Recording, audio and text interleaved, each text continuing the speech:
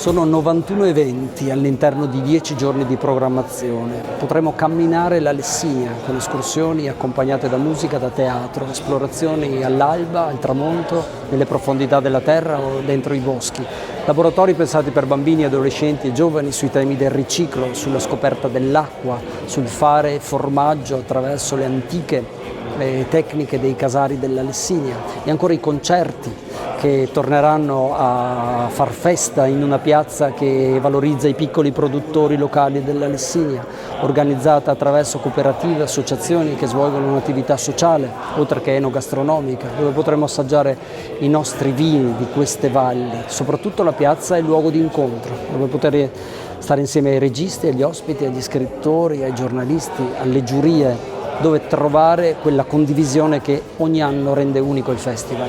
Per l'Università di Verona è molto importante il rapporto con le realtà culturali del territorio e il Film Festival della Lessinia è una realtà culturale del territorio tra le più importanti.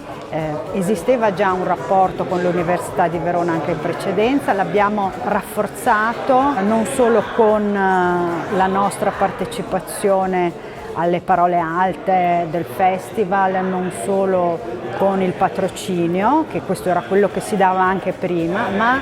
con rapporti di carattere formativo, cioè